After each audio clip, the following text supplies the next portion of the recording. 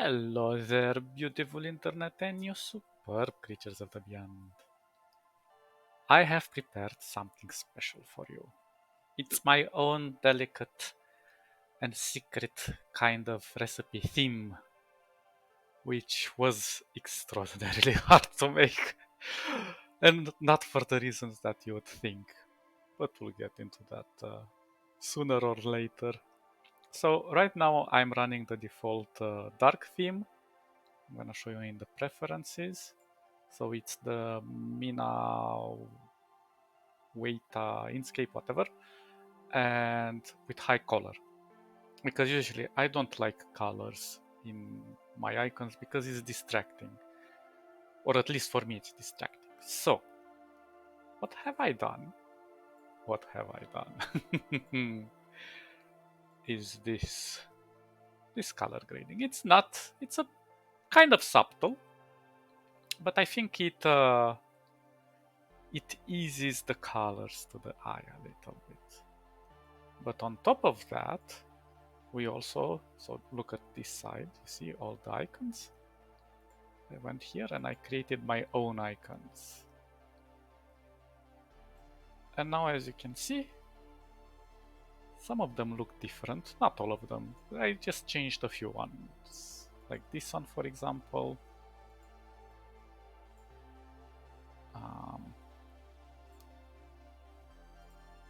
So now, instead of a cursor, for the select, I have made a hand.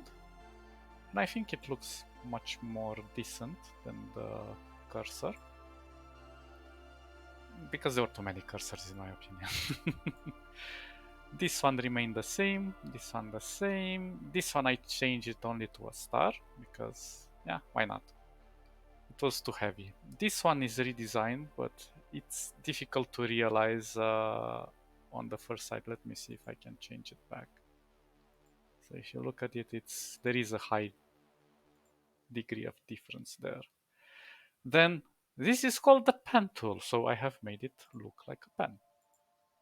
And I think it's much more logical this way. Left this one intact, and then the calligraphy tool, I have designed my own calligraphic tool, which for some reason it's not applying the color. I don't know why. Oh, there we go. So yeah, if you like this kind of things, I've made them. They exist now. Then I changed the text tool because you press T. So I thought it would make sense if it shows as a T. And then here I change it from A to F because it's the font family or the font collection.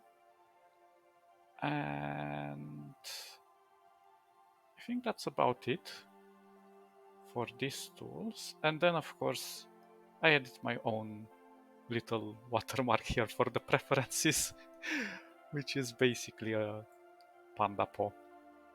Nah, just a tiny thing. What else I have added in this was my own key bindings, and you can choose not to use them, but I think I've made them a bit easier to use. For example, this one is allocated to X. Then every time I was trying to create a group, oops, not like that.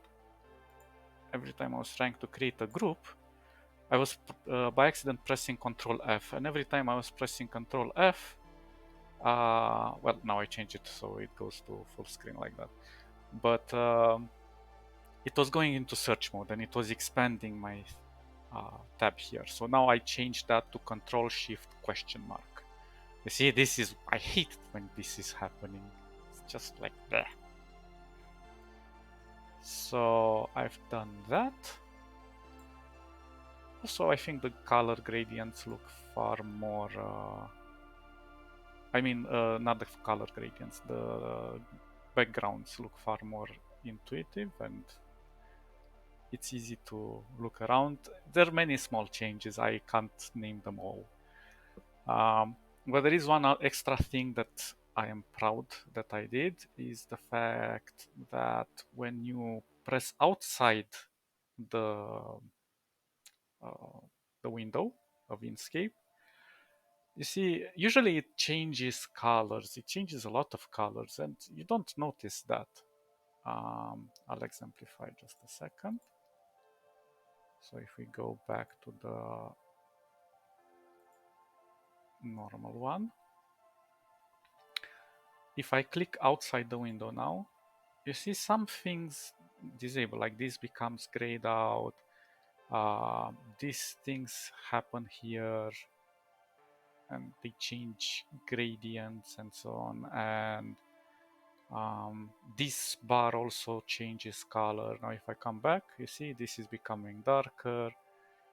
And it was kind of bugging me out, you know, and these are not highlighted anymore. I'm not sure if it's, but looking at the files and how chaotically they're written, it is to be expected. And I'm not saying like this is a negative thing, but it does feel like a band of Mongols all came and named every tiny little thing the way they wanted it, you know?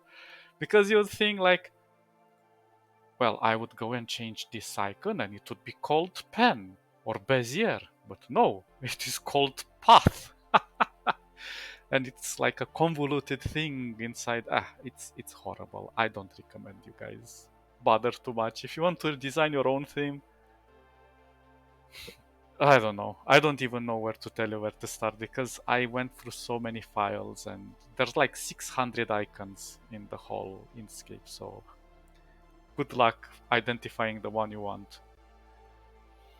But it is doable. Difficult, but doable. Again, this is the nature of Inkscape, and it is to be expected since many people collaborate and probably they have their own workflow.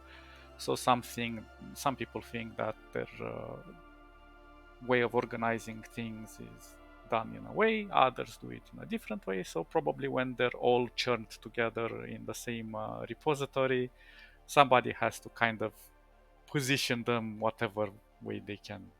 Plus, the naming convention is all over the place. But, well, it is what it is. It's doable. Oh, and let me explain to you how you can install this.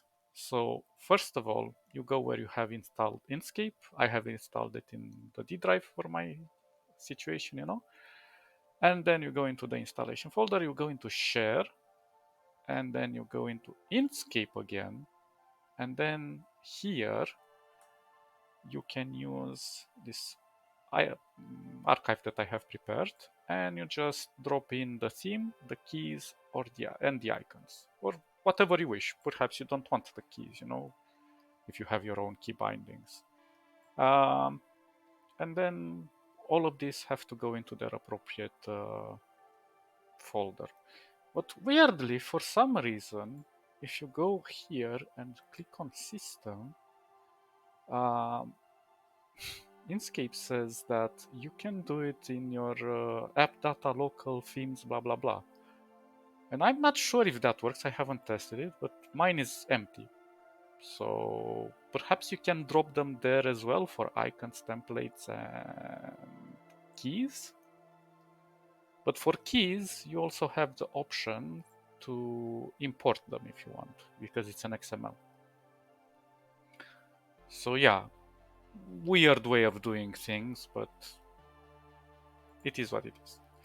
Also, I've learned quite some interesting things today, such as the fact that SVGs can communicate between each other independently. And I mean, you can have two files and you can inherit things from the first file into the second one. But this can only happen inside Inkscape, not outside of it. Or at least I have no idea how else you could do that. Perhaps there are some intermediary ways, but it is possible in Inkscape. And I was super surprised about that. And it's quite complex what they did. I still have to figure it out myself. I got the gist of it, but before we jump into those experiments, and I still have to kind of figure out why would we need something like that. But yeah, some things in Inkscape work that way for the user interface and so on. And another weird thing is that, for example, if I select this, if you look at the icon, not at the icon, of the cursor, there is a bit of a gradient at the end from black to white. And you can apply that with normal gradient, but inside the icons here, it does not work. And you might see this thing and think, but this is a gradient. And you would be surprised to find out that this is just a collection of tiny little pixels, actually dots. And they are colored. No, they're all black, but some of them have their opacity reduced gradually, like a section has 50%, another section has 40, another has 30, and so on until it looks like a gradient. It's kind of clever, but I really don't understand why it works like that in Inkscape. But still, really, really, really cool. So that's about it about my interesting theme. I don't know. I hope you guys enjoy it because I put a bit of heart and passion in it. And I can make many more changes throughout this lifetime if I can figure out other things and if you guys have other feedback about it. But basically, I think more or less it should make sense the way I made it. And you can select whatever you want to choose out of it to work with. Yeah, I have no other idea what else I have done because I've done so many things. It took me a whole day just to figure where each little tiny piece goes. I'll put the links into the description of YouTube and you can download it from there. Okay guys, you stay awesome and I'll catch you in the next episode. Bye bye bye bye bye.